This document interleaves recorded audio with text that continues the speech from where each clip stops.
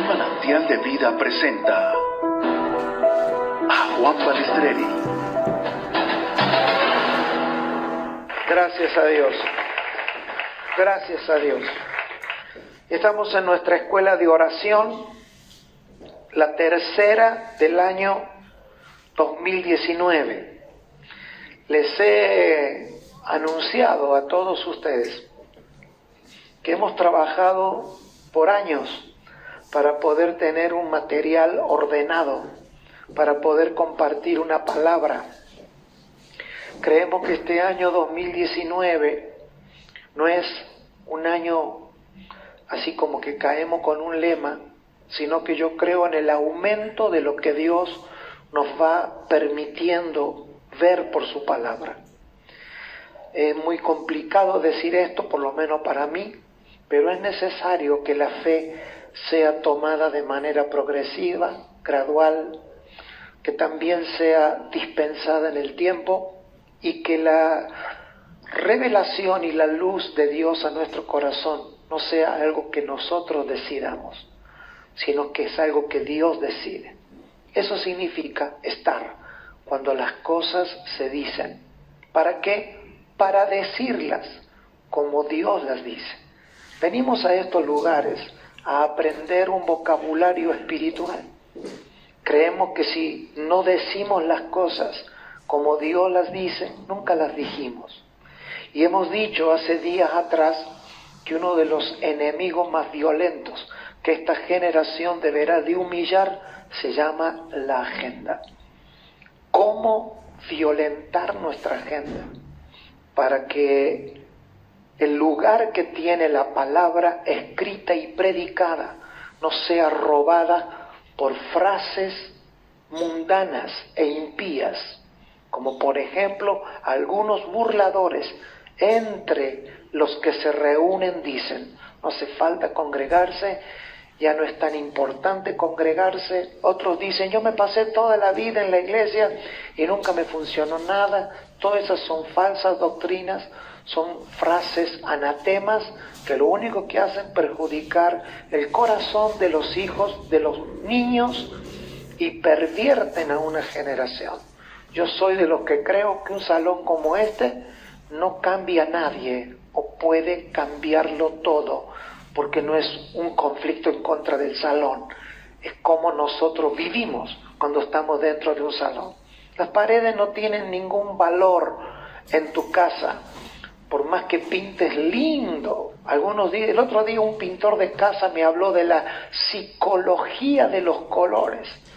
Está comprobado que los colores de tu casa, creo que ahora está todo comprobado, afectan tu psicología. Y me suena bien, la verdad, si está comprobado. Ahora, eso no significa que una linda pared en tu casa resuelva un problema de violencia, de hechicería, de brujería, o te hagan mejor persona. Por lo tanto, piense lo que usted piense, de todo modo usted tiene razón, pero debo de decirles de que la palabra debe de alterar nuestra agenda. Por lo tanto, no debemos de ser tan flojos en cortar por la reunión, por cualquier cosa. Y si corto, oír la palabra, porque estamos dando una palabra de manera puntual, específica, y esto no es una enfermedad del culto, sino de la palabra. Sencillamente así, la necesidad que tiene tu hijo que se conecte con la maestra. Nada más que eso, o todo eso. Nada más que eso, o todo eso. Muy bien, en esta escuela de oración estamos avanzando progresivamente y las 30 lecciones que vamos a hablar de la oración llevarán como título la oración como instrumento de identificación. Esto no quita que alguna vez podamos cambiar, que podamos dar otra palabra, pero trataremos en el Señor de poder cumplir con este objetivo. Hemos dicho que la oración tiene un aspecto teológico, pero no es teológico. Es decir, teológico porque lo puedes encontrar en la Biblia. Y yo puedo defender la oración desde cientos de pasajes bíblicos. Pero la oración no tiene sustancia teológica. Es teológica, se puede defender, enseñar y predicar, pero no es la sustancia de la oración. Eso justifica por qué miles de personas saben que orar es bueno, pero no pueden llevar una disciplina de oración, porque la teología no puede poner disciplina de gozo, sino solamente doctrinas impuestas. La oración también puede ser un asunto eclesiológico, es decir, todas las iglesias tienen o hablan de la oración. No importa cómo la desarrollemos, está teológicamente aceptada y está eclesiásticamente aceptada e impuesta.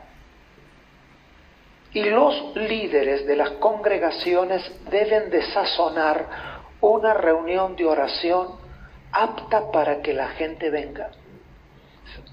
O sea, si oración a secas no viene nadie, sino que es oración con y vamos a... Entonces las personas como que tienen que encontrar una motivación, porque la eclesiología o la dogmática o la teología no tienen el poder para activar en nosotros el disfrute que es, porque la oración es una sustancia espiritual que está en nuestro espíritu. Es un órgano que da vida. Cuando nosotros no oramos, debemos de reconocer que una parte de nuestra vida está dañada, está afectada, está sin haber sido estimulada. Pero tampoco la oración es algo que yo puedo hacer como yo quiero. La oración no es un tema en el que yo le pido a Dios una serie de cosas que yo necesito, sino que la oración es un instrumento primariamente de identificación.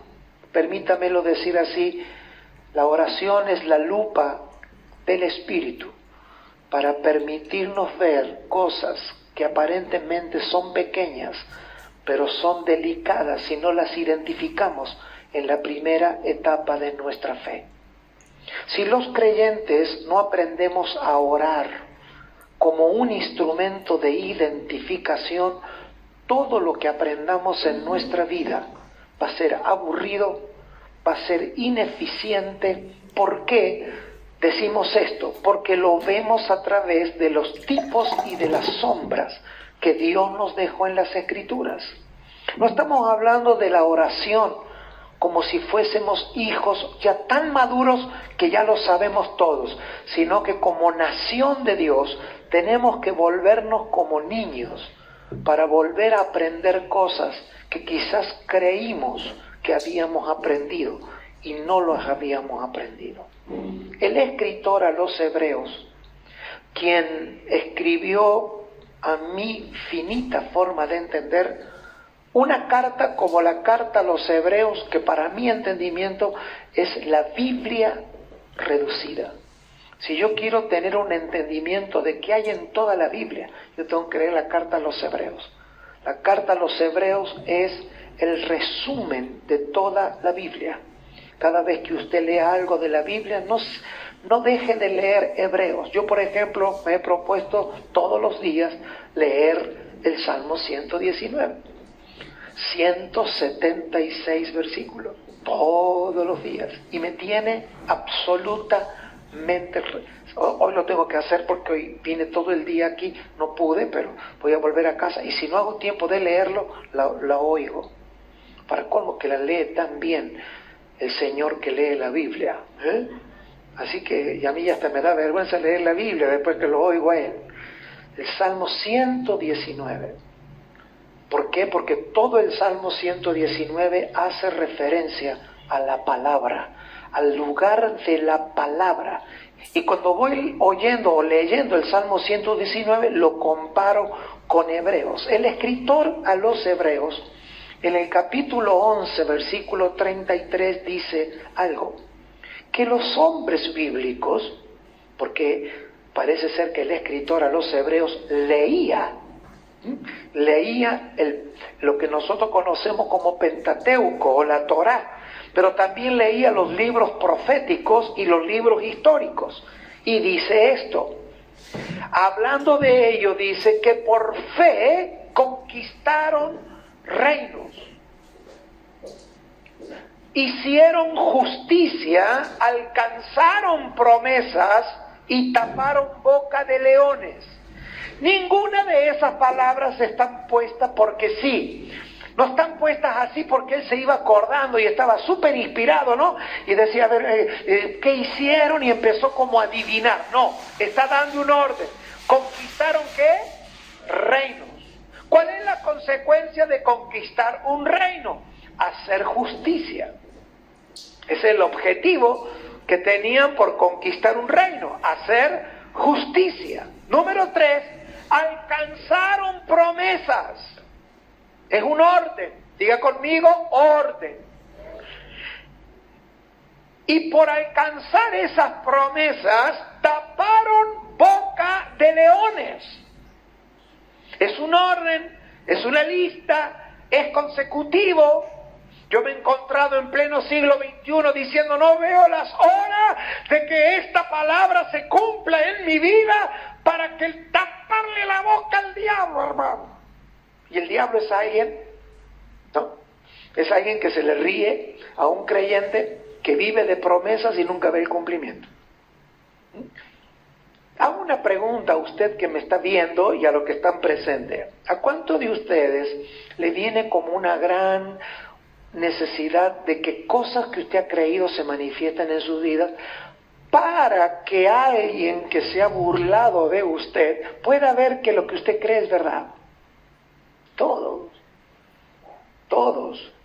Ahora, el escritor a los hebreos no dice que Dios le va a tapar la boca a todos los leones, amén. No, da un orden. Diga conmigo, se conquistan reinos, se hace justicia, se alcanza promesa para los hombres del antiguo pacto, se alcanzan promesas y eso tapa la boca de los leones. Cualquier orden alteraría las escrituras. Muy bien, ¿qué tiene que ver esto con la oración? Que lo que estamos observando en la oración es que hay un instrumento para lo que la oración funciona. Dijimos el primer día, el primer enemigo que todo creyente debe de identificar en su vida es cómo opera en doble ánimo. Hablamos todo un día y orar específicamente, Señor, abre los ojos de mi entendimiento. Según su asignación, ¿cuál es la asignación que usted tiene? Nombrar a las personas si es necesario, su casa, sus hijos. Señor, abre los ojos del entendimiento para que todo lo que tú me diste por asignación, no operemos en doble ánimo. Que no me levante un día y que mi familia está bárbaro y otro día está mal, que mis empleados un día quieren ganar al mundo y otro día quieren irse del trabajo, que mi marido un día me ama, que me quiere regalar la luna y el otro día no me quiere ni mirar la cara. Eso es doble ánimo. Esa es la enfermedad del siglo XXI y ya Dios lo sabía y lo escribió. ¿A dónde lo escribió? Cuando Josué entró a la tierra prometida y le hizo tomar la primer ciudad, Jericó. ¿Para qué? Para que a nosotros 3000 años más tarde no tengamos que estar averiguando cuál es el primer problema que un creyente debe de resolver. Y el primer problema que un creyente debe de resolver es el doble ánimo. No, quiero ser buena gente, doble ánimo. Quiero ser un buen marido, doble ánimo. Hay que tratar con el doble ánimo. Quiero prosperar económicamente. No. Y ahí donde el pastor de la grey y del reino tiene que pararse. Y todo el mundo por ahí se aburre, algunos ya ni quieren ni venir. No importa, que queden 4, pero 4 que no sean de doble ánimo. Pero no estoy diciendo eso para discriminar humanamente, sino en el espíritu. A veces uno no sabe ni cómo saludar a las personas porque nadie sabe cómo va a reaccionar, ¿no? Así saludar. Y no estoy hablando de acá, estamos hablando de la vida. Todo creyente opera y operamos en la primera etapa de nuestra vida en doble ánimo. Es decir, si el doble ánimo está en mí, eso marca mi nivel de madurez. Y no es una condenación, es una identificación. Dígale que está a su lado, nadie está condenando. Ninguna condenación hay para los que están en Cristo Jesús. Estamos aquí. El segundo enemigo que vimos que debíamos de identificar, y eso es porque Dios lo ordenó, es identificar en nuestra alma si somos personas problemáticas. Si alguno piensa que lo estamos diciendo porque aquí hay algún problemático, es verdad. Pero no es mi destino. Es verdad. ¿Quién de nosotros no traemos problemas? Todos traemos problemas. Pero no es ese el punto, sino es el alma que toma la vida problemática como parte de la vida. Es decir, yo hoy no tengo problemas, ¿qué problema que tengo, no? No, es el espíritu. Por eso Dios le mandó a Josué a que tomara la segunda tierra, que era la tierra de Jai. Lo que no contaba Josué es que entre sus filas había personas problemáticas. ¿Por qué? Porque habían guardado para sí lo que Dios había mandado a ofrendar. Y sobre eso hablamos todo un martes. Cuando nosotros guardamos algo que le pertenece a Dios, lo que nos convertimos es en personas problemáticas. Número 3, Dios le mandó a Josué a que tomara al rey. Diga conmigo, conquistaron reinos. Esto es muy básico, diga conmigo, conquistaron reinos. ¿Cuántos desean que la justicia de Dios obtenida en Cristo se manifieste en nuestra vida para que seamos una nación, los hijos de Dios, que vivamos en la justicia de Dios? Porque si nosotros no vivimos en la justicia eterna concedida en el Hijo, vamos a estar lamentablemente bajo la justicia humana. Y yo quiero vivir en la justicia que me ha sido dada en Cristo. Entonces yo tengo que batallar no con el doble ánimo de mi hermano ni de mi hermana, sino con el mío. Y eso puede producir en otro. Alguien siempre querrá lo de Dios que hay en una persona. Señor, ¿cómo yo puedo vivir firme sin claudicar a lo que hemos creído? Señor, ¿cómo hago 10 preguntas, 10 personas? ¿Ustedes cómo me ven a mí? ¿Como alguien que es más propenso a solucionar problemas o a traer problemas? Es una pregunta dolorosa, pero es eficaz, es puntual. No le preguntes a alguien que es medio su enemigo, porque ahí va a tener para darle duro y parejo. Pero oiga todo, no hace falta que usted reciba todo. Usted tiene que detectar cuando alguien te está exhortando con amor y cuando alguien te está juzgando. A los juzgadores no lo oiga, pero a los hermanos en amor sí, porque siempre usted va a tener y yo vamos a tener gracia extendida de un hermano que te ama, en términos de que tampoco va a estar toda tu vida haciendo esto, pero alguna vez al año viene bien. ¿Cómo soy? ¿Cómo ustedes me ven en el Señor, en el Espíritu? Y no es ahora para que usted la ande de analista diciendo, ¿viste lo que dijo? Así, no, es si te preguntan. Si no, se la guarda, acá hay que cuidarse de todo. Dios le dice y lo lleva de manera programada y ordenada, dígale que está a su lado, ordenada, a que enfrente al rey de Jerusalén. Al rey de Jerusalén, tercer enemigo del pueblo de Israel en la tierra de Canaán. Dígale que está a su lado, en tu alma operaban reinos. El reino del doble ánimo, pero por la fe es tomado. Por la fe es tomado. ¿Y qué pasa cuando el doble ánimo es traído en Cristo? Porque la victoria ya está asegurada. Dios le dijo a Josué, te he dado toda la tierra, o sea, esto no está en discusión. No tienes que venir a orarme, Señor, dame victoria. Señor, ayúdame en este momento que estoy pasando. No, dice el Señor, yo ya te lo he dado. Si algo no funciona es porque hay desprolijidad en tu corazón o en la gente que te rodea. Por lo tanto, arreglen las cosas y vuelvan de nuevo, porque no es que yo, porque ustedes hicieron las cosas mal, los voy a mandar al infierno. Hay un pueblo, hay una nación que tiene que formarse en el entendimiento de la gracia. Este reino, dígale que está a su lado, este reino tiene sus vestigios, y ya lo dijimos la otra clase, tiene sus ruinas, a donde hay operaciones de la vieja criatura que debemos de traer al gobierno de Dios. Y esto está ordenado y está en la Biblia para que nosotros no andemos inventando. Este rey se llamaba Adonisedec. Esta palabra Adonisedec significa Señor de justicia. Y representaba para los hijos de Dios y para los hombres de fe, anótelo, número 1, doble ánimo. Número 2, escasez, pobreza, o lo que también acabamos de llamarle recién el espíritu problemático, siempre en estrechez. Número 3, la autojustificación. Tercer enemigo identificable. Todo discipulador de almas a la vida de la obra y del ministerio tiene que asegurarse que un obrero, número 1, no tiene doble ánimo. Número 2, que ha llevado a Cristo toda mente de escasez, de pobreza y todo espíritu problemático. Es decir, son personas que han dejado evaluar su vida. Número 3, no se no nos autojustificamos.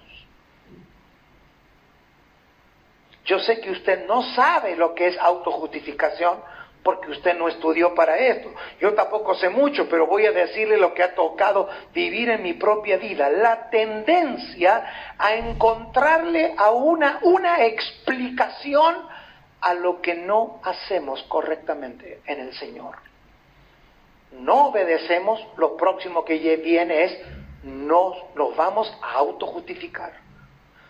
Es decir, la autojustificación es el fruto de no haber entendido qué justificación yo he recibido del Señor. Por una sola razón, Pablo, escribiéndole a los romanos, se pasa varios capítulos haciendo preguntas. Él mismo se hace preguntas y él mismo se las responde. ¿Qué pues diremos? ¿Han leído Romanos? Hay más de 30 preguntas que Pablo se hace y que Pablo se la contesta. ¿Qué pues diremos? ¿Qué pues haremos? ¿Seguiremos pecando? ¿Seguiremos? Y Pablo trata de explicar durante toda una carta la justificación que nosotros tenemos otorgada en Cristo en el valor y en el poder de su resurrección.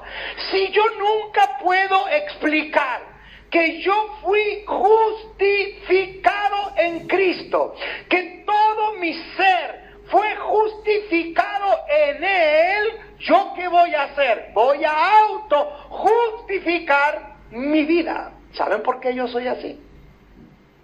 Yo tengo una explicación.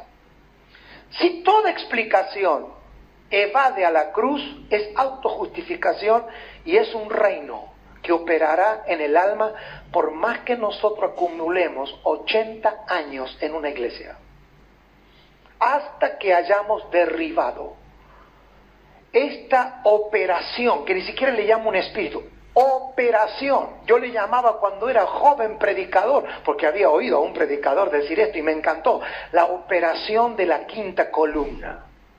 La quinta columna eran las fuerzas que dejaban los ejércitos, especialmente en la Segunda Guerra Mundial.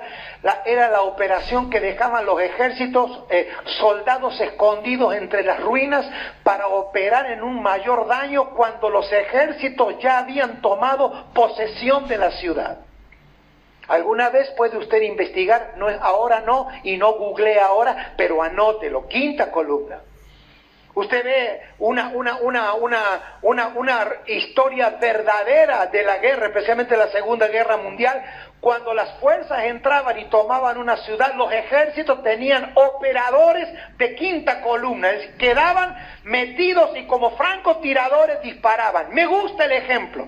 Hermano, nosotros hemos sido en Cristo salvados. Nosotros en el Señor tenemos una salvación completa y el Señor ha exhibido a todos sus enemigos y todos están absolutamente como reino derrotados. Pero el alma humana que todavía opera en las costumbres del viejo hombre, opera en el poder de la quinta columna, es decir, reacciones que no pertenecen a Cristo, pero que deben de ser gobernadas por la fe que es en el Señor. ¿Cómo? Llevándola a la resurrección de Cristo. Yo he resucitado con el Señor, por lo tanto he sido justificado en Él. Cuando eso pasa, usted no tiene una doctrina, usted y yo tenemos libertad de fuerzas operacionales que vienen a nuestra vida. No van a venir cuando estamos en el culto, porque mientras que usted está aquí en la reunión o escuchando el mensaje, está full.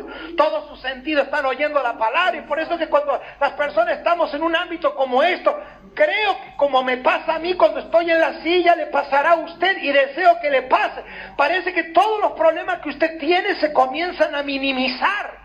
Comienzan a decir, wow, yo creo que a partir de hoy, yo por años creía esto, hasta que me fui encontrando con una realidad espiritual. Yo fui un predicador por años creyendo que había predicado tan bien que ese día había resuelto los problemas de todo el mundo.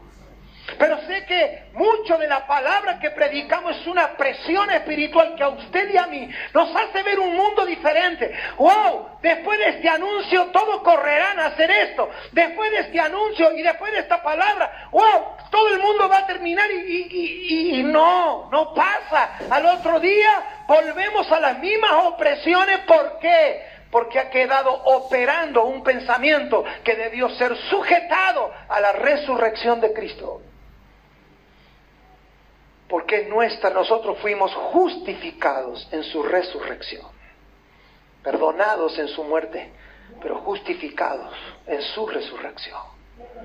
Pero para eso tengo que saber de la resurrección.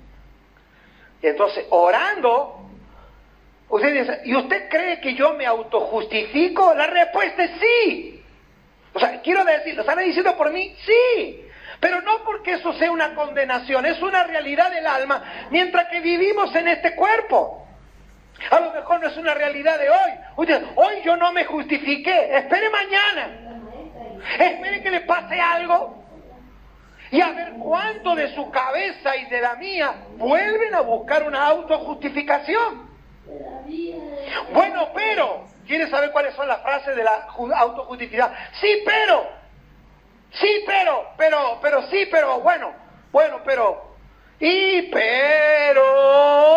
todas estas son frases que se hacen oír, tienen que ser identificadas. Pero hermanos, si yo orando al Señor, el Señor nos abre los ojos y nos hace identificar, esto como decir, el mundo está lleno de males. El otro día estuve hablando con una persona que yo creo que no ha pasado ni cerca de una Biblia jamás en su vida. Qué mal que está el mundo está lleno de males. Sí, pero hay que identificarlo. ¿Y sabe quiénes son los únicos que pueden identificar? Los vivos. ¿Y sabe cuáles son los únicos que pueden identificar? Los vivos que ven. Los vivos que ven. Por eso es que la oración hace abrir los ojos y mirarnos como por un espejo, pero no para que yo sea más buena persona, no, para que pueda ser más eficiente. Es más, cuando oremos y esta realidad sea en nuestra vida, usted se va a autojustificar y usted se va a empezar a sentir olor a podrido en la nariz. Usted va a sentir, uy, y no es justamente la presencia del Señor. O si no, no va a querer estar acá los próximos minutos. Así que nadie se vaya en los próximos minutos porque va a quedar identificado. No, somos seres autojustificables y tenemos que domar. Diga conmigo, por la fe. Diga conmigo, no fue por ir a la iglesia, fue por la fe. La fe es la certeza de lo que se espera, es convicción de lo que no se ve. Y los apóstoles dicen que para ver tenemos que orar. Así de simple. Y no así. No, no, Señor, por tu palabra dicha hoy. Oro para que me abra los ojos, y no por si acaso, Señor, si tú me ves a mí que yo ando mal. No, sí anda en esto porque habita un cuerpo. O sea, no es que por si las dudas, no nadie, si las dudas, no, esto es por fe. Así que por fe, usted y yo la andamos autojustificando. Cuando ponemos a decir, oh, qué cansado que estoy. Hay gente que está más cansada que usted. ¿Y por qué no sale? Oh, ¿y cómo está? Oh, uy.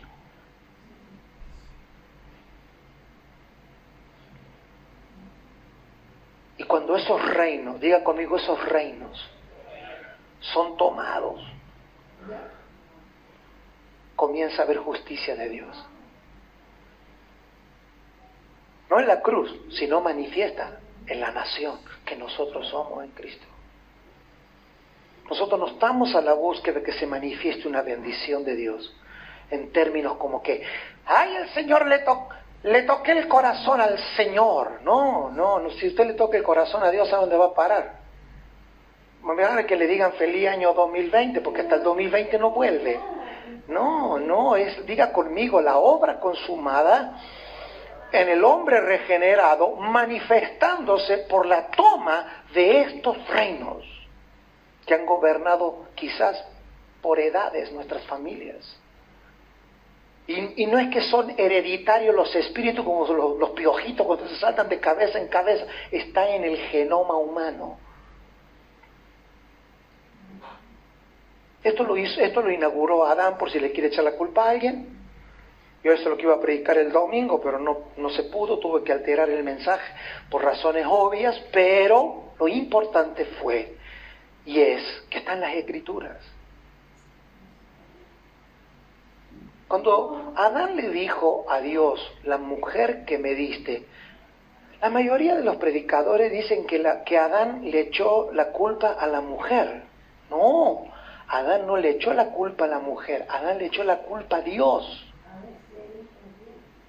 Tú me diste esta mujer. No dijo la mujer como diciendo, la culpa es de la mujer, la culpa es tuya.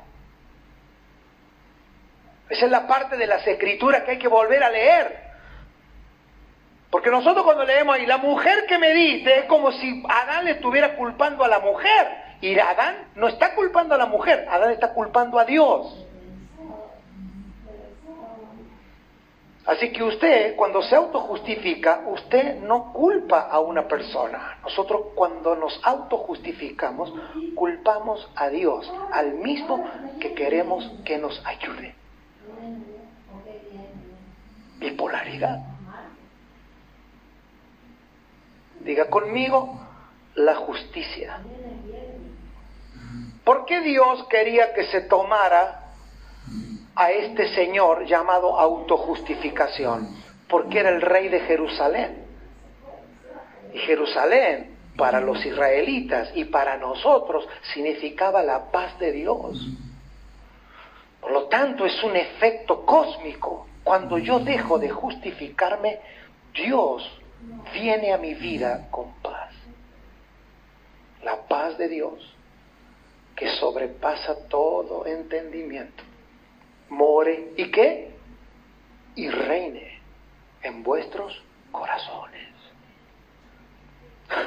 ¿Cuántos tienen paz de oír esta palabra aunque no la entendamos? ¿No es cierto que es maravilloso? ¿Sabes lo que significa que hoy podamos ver el rostro de todo el mundo y decirle, ¿sabes qué? Te libro de todas las culpas que te eché?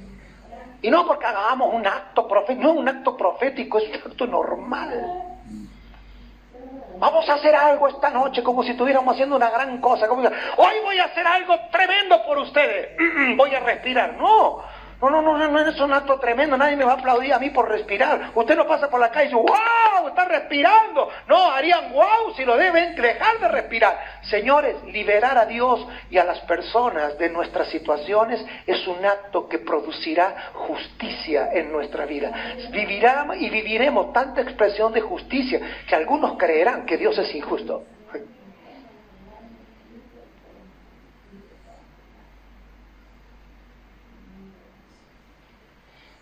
Dejemos por la fe no por doctrina. A mí si me hubieran enseñado esto mismo, en vez de que por doctrina, es por fe, yo estaría, no sé, creo que mi vida hubiera estado 20 años más avanzada. Pero claro, el orgullo, yo necesito que a mí me enseñen algo más para el ministerio. Y ahí mismo está notando que lo que menos necesita es ministerio. Una persona normal en la fe nunca pide algo que nadie ve. Por eso tenemos que, como niños recién nacidos, desear la leche espiritual no adulterada. Ojalá hayamos alcanzado niveles de madurez. Hay áreas de nuestra vida que necesitan ser siempre recordadas. Hermano, no te autojustifiques. Y no cuando en el momento que la gente se está autojustificando, sino en otro momento, cuando la ocasión se da, como por ejemplo esta. ¿Cuántos creen que esta palabra libera el corazón y libera a las personas? ¡Wow! ¿Cuántos maridos, cuántas esposas, cuántos hijos van a ser salvos? Imagínense, yo estoy así de trabado en el trabajo por culpa de este gobierno. Libérelo. Dígale, gobierno. Y no haga un acto profético, solo respire. Ni agarre un sobre así, y ahora por esto doy un sobre. Cómase todo lo que hay en el sobre, disfrútelo con su familia, no mezcle las cosas. Ya cuando prospere abundantemente del sobre, pero así no como, ¡ay, ahora! No es, libere. Libere a todos los pastores del mundo de sus problemas. Si te quieres vengar, dile algo como esto a tu marido o a tu esposa. Así que un poquito de bronca tiene que ir. Y a eso que está ahí, te libero. No tienes más la culpa, porque va a comenzar por la fe. Los héroes de la fe derriban reino, toman reinos, y el reino del alma.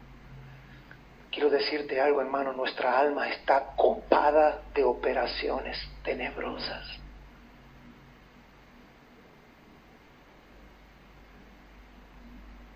Tengo que avanzar. Ya tengo que terminar.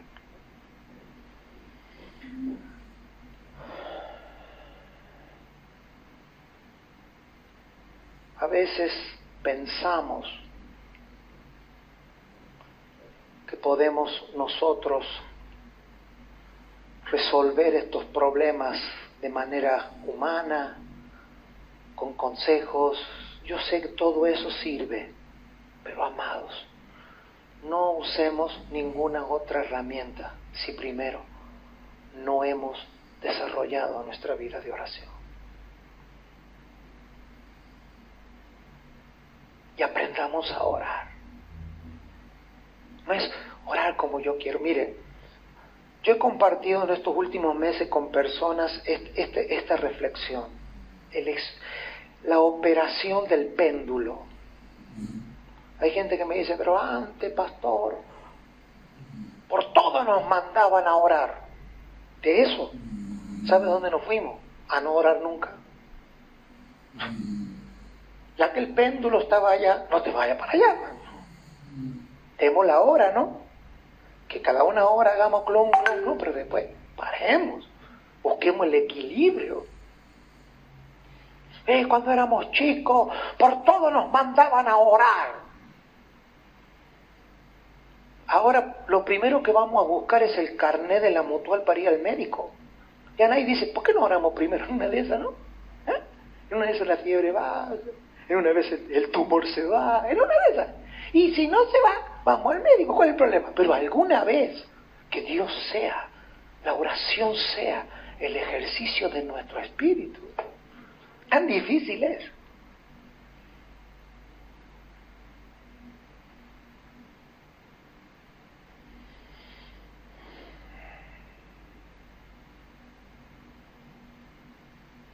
¿Qué hizo Josué? Dios le dio orden y hizo que llevase al rey a este rey a un lugar llamado, diga conmigo, Maceda. Maceda significa el lugar de los pastores y de los pastos frescos. En realidad Dios no estaba interesado en Josué, Dios estaba interesado en mí, con el perdón de Josué. Espero que Josué no esté oyendo esto y no se ofenda. Pero los apóstoles dijeron que todas estas cosas sucedieron por nosotros y fueron escritas para nosotros. Así que Josué hizo una muy buena tarea en dejarnos una muy buena enseñanza. La pregunta es, ¿cómo se resuelve la autojustificación? Comiendo pastos frescos. Alimentándonos de la palabra que sale de la boca de Dios. A donde hay pastos frescos, oigo, como, me alimento. Donde hay pastos secos, los saco, los aparto y los dejo. Señor, no solamente voy a orar para identificar a este Adonisedec, sino que también voy a orar para que tú me des la luz de encontrar los pastos que alimentan, porque interesante, este rey muere cuando comemos la verdad de Dios. No es que te tienen que poner así con la vena, no, comes como Dios lo dijo siempre, ustedes coman bien que yo les resuelvo los problemas, coman el cordero y yo los saco de Egipto. Ustedes celébrenme en fiesta que yo pondré a sus enemigos bajo la planta de sus pies. El Señor le dijo, coman de mí, que yo estaré con ustedes todos los días. Siempre lo mismo. Señor, identifico el enemigo, pero no invento una guerra. Invento la manera eterna de cómo se trae a gobierno esta operación de autojustificación. Quiero decirle una cosa, Si usted quiere que hablemos de humano a humano, usted tiene toda la razón. Usted tiene que odiar a todo el mundo. ¿Eso quería oír usted de un pastor? Si yo me siento con otro, la verdad que si quiere odiar, somos dos y le demos los dos, así somos 2 contra 1, vamos a ganar. O sea, si eso es lo que queremos oír del Evangelio. Nos encanta oír que hay una guerra espiritual, ¿no? Y que yo no minimizo, pero ¿cómo hacemos? Si usted le quiere llamar guerra espiritual, está bien. Lo único que acá dice que hay que ir al lugar de los pastos.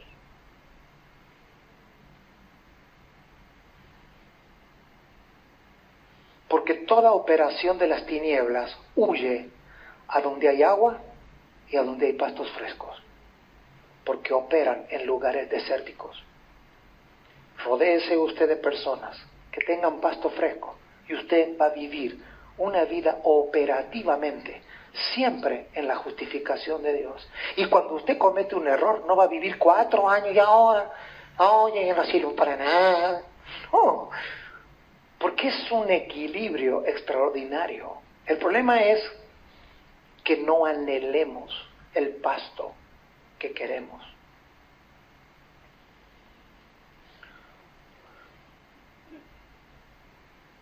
Josué dice que sucedieron 3 cosas. Diga conmigo, muy buena historia hizo Josué para mí. Muy bien, gracias por repetirlo. Le puso el pie sobre el cuello. Cuello en la Biblia es orgullo. Debe haber sido terrible esa escena, pero a mí me queda la enseñanza. La historia se escribió siempre con sangre. Lo único que la única sangre que a ti te limpia no es la de Josué, es la de Cristo. Pero todo fue siendo escrito. Diga conmigo, orgullo. ¿Qué usó? Los pies. ¿Sí o no? ¿Sí o no? ¿Qué son los pies según Pablo en el Nuevo Pacto? El Evangelio. Calzados vuestros pies con el apresto del Evangelio, porque es el Evangelio el que tú conoces, el que humilla el orgullo que opera en nosotros. Las personas orgullosas generalmente son personas que no saben un pito del Evangelio. Saben de los problemas de las iglesias, qué pecado cometió un hermano, saben de toda la farándula evangélica. Usted le dice Nabucodonosor y cree que es el último helado que sacó alguna empresa por ahí. ¿Nabuqué? Te dice Nabucodonosor. Ah, ¿quién es? ¿Una película nueva? Diga conmigo, el Evangelio es el instrumento que derriba el orgullo. De acá sacaban enseñanza a los apóstoles. Nada más que ellos no usaban este ejemplo porque sus oyentes eran un poquito más maduros que Juan. Pero de acá es donde Pablo dice que se derriba con altivez toda estructura que se levanta en la cabeza de la persona. Diga conmigo, ¿el Evangelio? ¿Más Evangelio? ¿Más oigo el Evangelio? Más me congrego no para ser santo que las paredes, ya salga de esa discusión. Me congrego a donde hay palabra. Eso trae a humillación el orgullo, no que opera en el mundo, sino en que opera en mí. Levante su mano, porque si hay justicia en mí, Dios la dará en abundancia para que yo la pueda dar a otros. O dele un aplauso a Dios.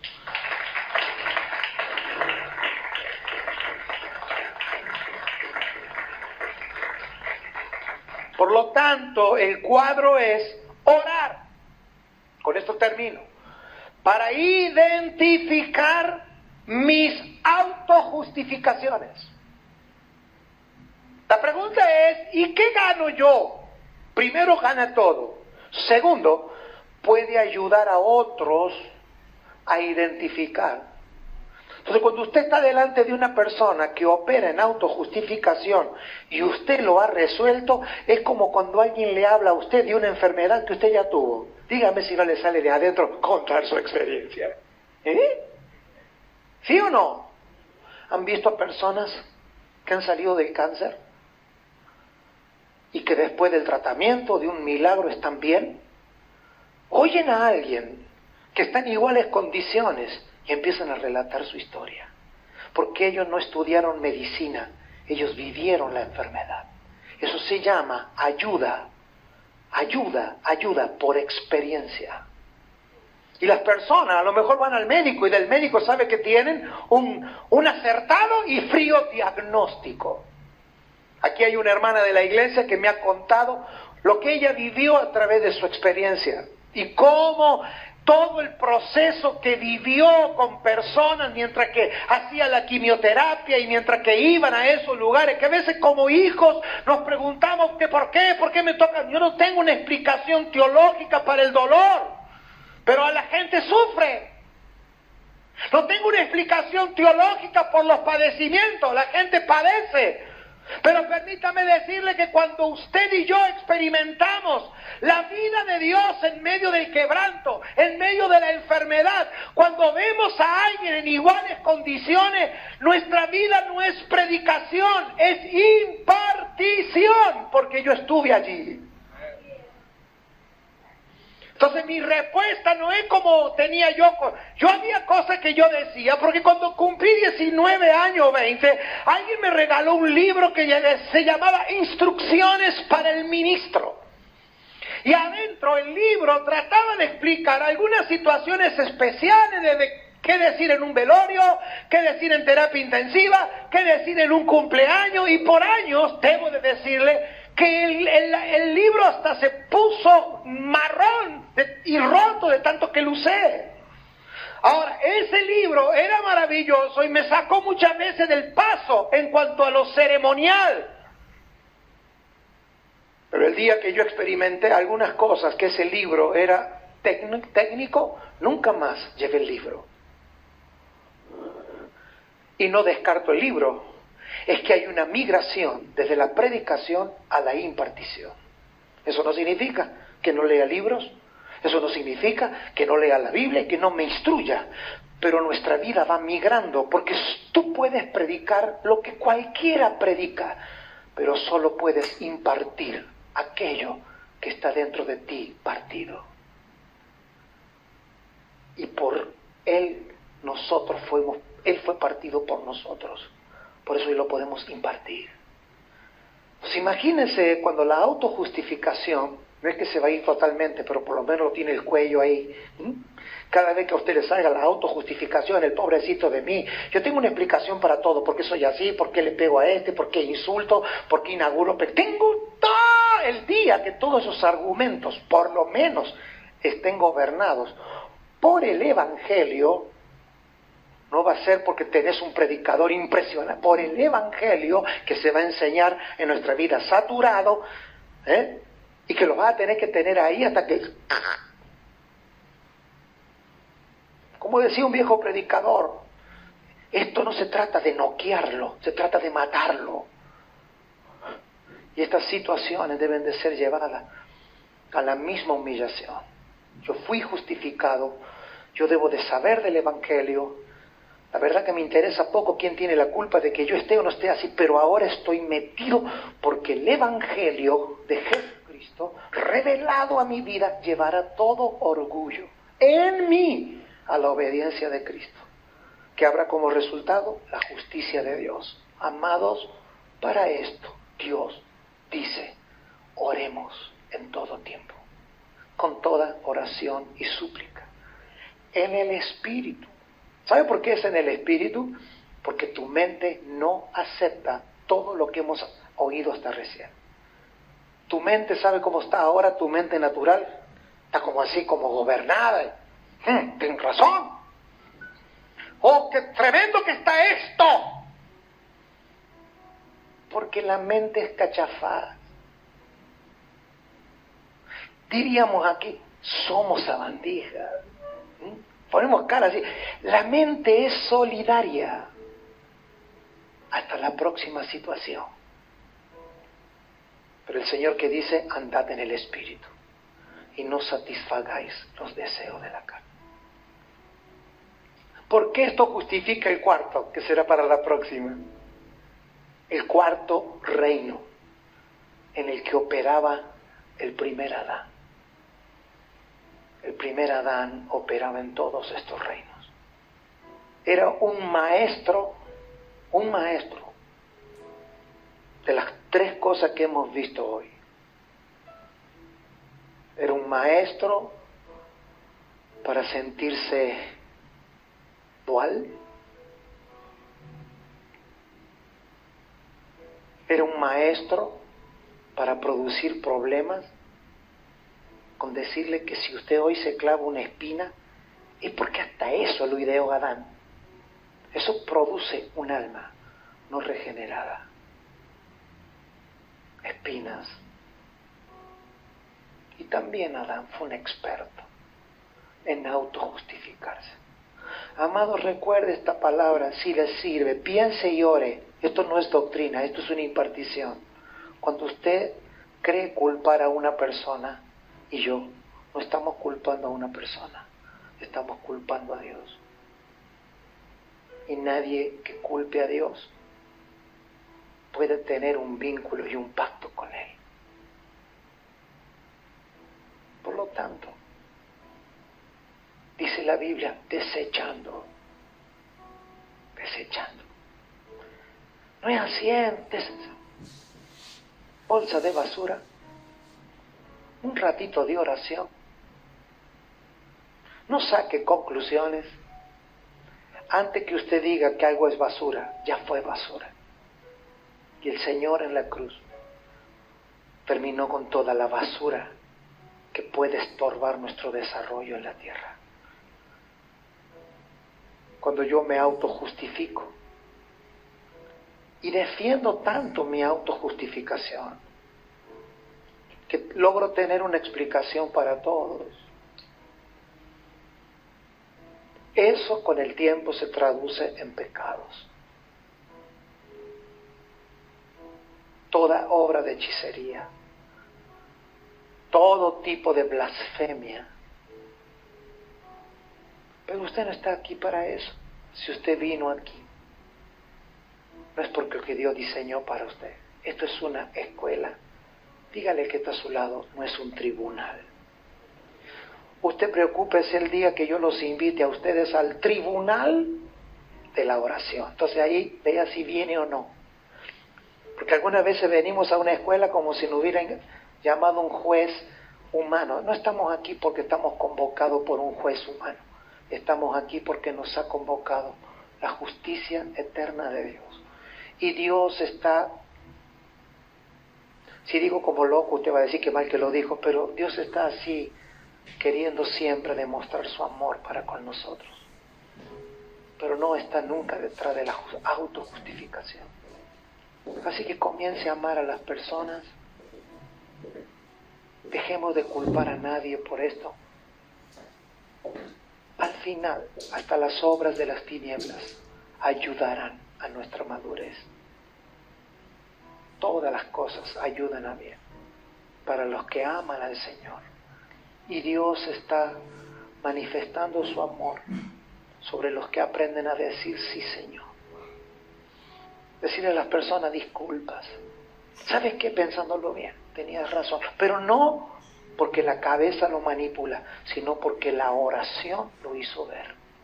No es que estuve reunido con el médico y lo que dice el médico buenísimo, lo que dijo el pastor maravilloso, lo que te dijo el líder de célula maravilloso, pero lo que hace operar, como dice Pablo, es Dios. Las operaciones son del Señor. ¿A dónde? A tu corazón y al mío, revelándonos las obras. ¿Sabe usted cuándo usted sabe que oyó a Dios? Cuando usted tiene fe. Usted identifica el problema, pero usted tiene la fe, porque la fe viene de Dios para someter reinos. La fe no viene de Dios para tener casa ni auto. Por causa de someter reinos, Dios va a añadir riqueza a los hijos.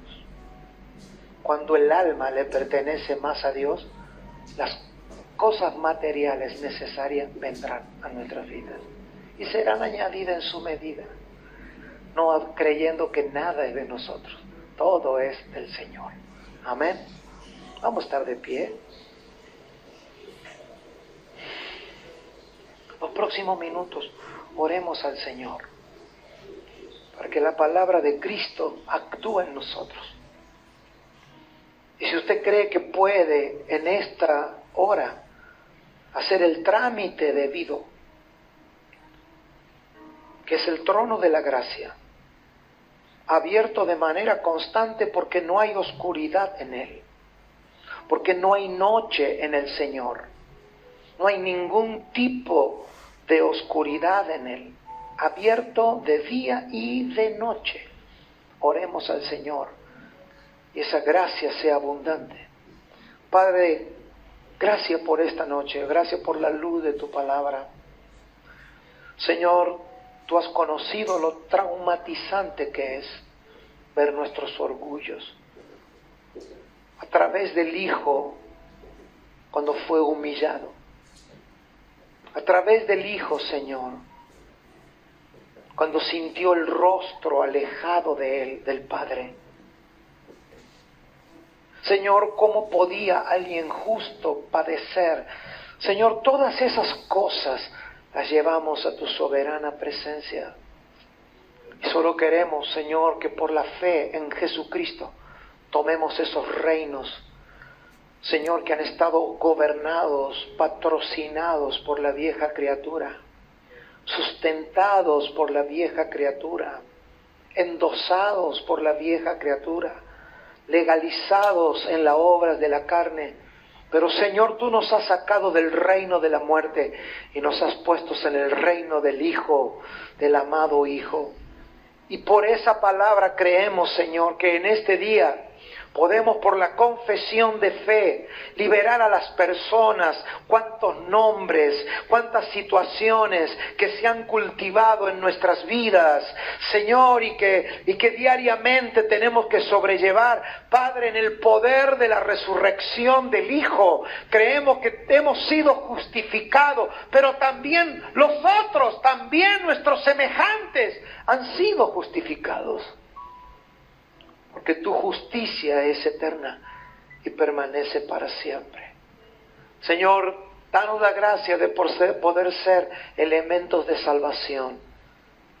Señor, que por esta libertad que tenemos en Cristo puedan ser salvos las personas, que podamos contagiar a otros de esta salvación, que podamos ganar y no vengarnos, sino ganar desde la humildad, ganar desde el entendimiento, ganar, Señor, desde la no justificación propia, sino la justicia que es en Cristo, para que tu justicia eterna no mengüe por nuestras palabras, ni por nuestros argumentos. Señor, los derribamos, porque esta nación que nace de ti verá los próximos días esta realidad en la vida de los santos y en la vida de la nación natural en la que vivimos.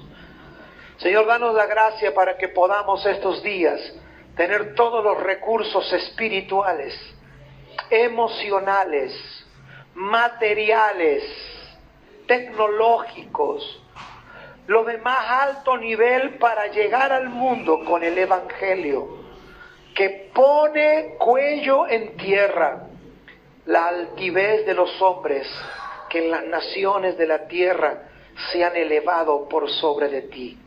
Presidentes, gobernantes, alcaldes e intendentes, directores, Señor, a donde quiera que los hijos vayan, todo trono de autoridad va a ser absolutamente sacudido, porque la humildad es la que derriba la altivez, porque el amor es el que derriba el odio, porque es la paz la que trae justicia y seguridad a la tierra. Señor, te pedimos ser personas de paz. Señor, que a través de tu Espíritu, cada decisión que tomemos, preferamos, Señor, perder antes que crear discordia, la cual tú no creaste. Y aunque nuestros conflictos, Señor, sean aquello que tú determinaste desde antes de la fundación del mundo, que podamos debatir y combatir por la fe, no por nuestras ideas. Señor, danos los hijos en el Espíritu. Hazme a mí, Señor, un hijo en el Espíritu, para poder caminar a la altura de esta palabra, que es que seamos menos en lo humano y que una medida de Cristo se manifieste.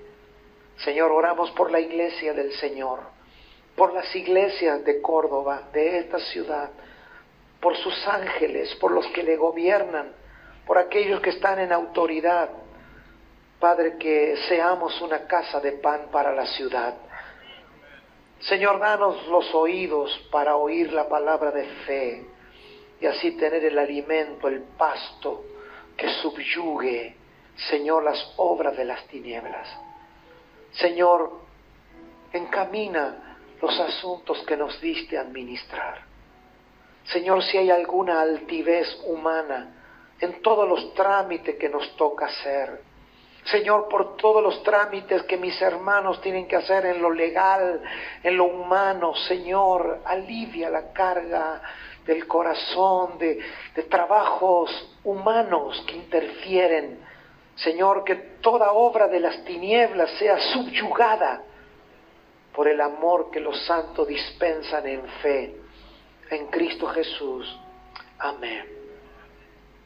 Amén.